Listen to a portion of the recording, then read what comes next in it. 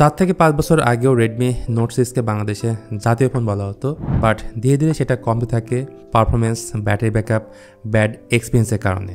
আর সেই note 40 line up দিয়ে আবারও মার্কেট কাঁপাবে এমনটাই মনে করছে অনেকে। তো 1-2 সপ্তাহ আগে চায়নাতে লঞ্চ হয়েছে রেডমি নোট 40 এবং বাংলাদেশে সেই ফোনটা পাওয়া যাচ্ছে, যেটা কিনা চাইনিজ ভেরিয়েন্ট। আর চাইনিজ ভেরিয়েন্টের ফোনে প্রচুর পরিমাণে ব্লুটুথ থাকে, সেই সাথে নোটিফিকেশন প্যানেল বারবার ক্লিন করতে হয় এবং Google Play Store by default থাকে না। তাই এইসব ঝামেলার কারণে ম্যাক্সিমাম মানুষ কিন্তু ইন্টারন্যাশনাল গ্লোবাল ভার্সন বা ইন্ডিয়ান ভার্সন পারচেস করে থাকে। আর এই ভিডিওটা করার উদ্দেশ্য হচ্ছে এই মাসের 9 তারিখে যেহেতু ইন্ডিয়াতে লঞ্চ হবে রেডমি নোট 40 5G, তাই এখনই চাইনিজ ভেরিয়েন্টটা না কিনে কয়েকটা দিন ওয়েট করেন, কারণ এই মাসের মাঝামাঝি ইন্ডিয়ান ভার্সনটা বাংলাদেশের মার্কেটে চলে আসবে। তখন কিন্তু ফোন কেনাটা আপনার জন্য সঠিক সিদ্ধান্ত হবে। এই ফোনটা 3টা কালার ভেরিয়েন্টে পাওয়া যায়, ব্ল্যাক, হোয়াইট এবং গ্রিন। 3টা কালারই সুন্দর। ফোনটা খুব একটা বেশি মোটা না, 5110 mAh ব্যাটারি থাকা সত্ত্বেও ফোনটা বেশ স্লিম। 8 মিলিমিটার হচ্ছে এটা থিকনেস। ওজনের দিক থেকে 190 গ্রাম। বডি ফ্রেম, রিয়ার প্যানেল সব জায়গায় থাকছে প্লাস্টিক, তবে প্লাস্টিকগুলো দেখে মনে হবে এটা গ্লাস। IP64 রেটিং আছে এই ফোনে।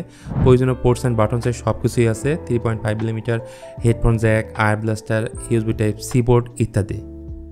আবার ডিসপ্লে ক্ষেত্রে এই প্যানেলটা আপনার কাছে খুবই ভালো লাগবে যখন দেখবেন চিন বেজেল মোটামুটি ন্যারো টাইপের 86.67 ইঞ্চ ফুল HD+ OLED প্যানেল, যেখানে কর্নিং গোরিলা গ্লাস 5-এর প্রোটেকশন থাকছে। এমনকি এই ডিসপ্লে দিচ্ছে 120 Hz রিফ্রেশ রেট। HDR10+ এর এই ডিসপ্লেটা 2100 পর্যন্ত পিক ব্রাইটনেস দিতে পারে এবং ডিসপ্লে কালার অ্যামেজিং। তাছাড়া pixel density 395 ppi, wide on এলনের সাপোর্ট রয়েছে। আউটডোরও এই ডিসপ্লেটা কিন্তু যথেষ্ট ব্রাইট থাকে। তাছাড়া এখানে যে ইন ডিসপ্লে ফিঙ্গারপ্রিন্ট স্ক্যানারটা রয়েছে সেটা কিন্তু সুপার ফাস্ট অ্যান্ড অ্যাকুরেট আর জায়গার মতোই বসানো হয়েছে। যাই হোক, রেডমি নোট 40কে পাওয়ার করছে মিডিয়াটেক ডায়মেনসিটি 7025 আলট্রা, যেটা 6 nm আর্কিটেকচারে বিল্ড। এটা একটা অক্টোকোর CPU, ক্লক স্পিড হচ্ছে 2.5 GHz। জিপি সেশনে থাকছে AMD BXM8 এবং আন্ত বেসমার্কের স্কোরটা হচ্ছে প্রায় 4 লাখ। এই ফোনটা পাওয়া যায় টোটাল 3টা ভেরিয়েন্টে, 6128, 2828 এবং 12256 GB। UFS 2.2 হলো এর স্টোরেজ টাইপ, আর LPDDR4X এর র্যাম থাকছে। অপারেটিং সিস্টেমে এই ফোনটা রান করছে HyperOS বেসড অন Android 14-এ। এটা যেহেতু চাইনিজ ভেরিয়েন্ট, সো প্রচুর পরিমাণে চাইনিজ ব্লুটুথ থাকবে। নোটিফিকেশন বারে বিভিন্ন চাইনিজ অ্যাপের নোটিফিকেশন আসবে, যেটা আপনার কাছে খুবই বিরক্ত লাগবে। সেই সাথে 3 বছরের OS আপডেট এবং 4 বছরের সিকিউরিটি আপডেট পাওয়া যাবে।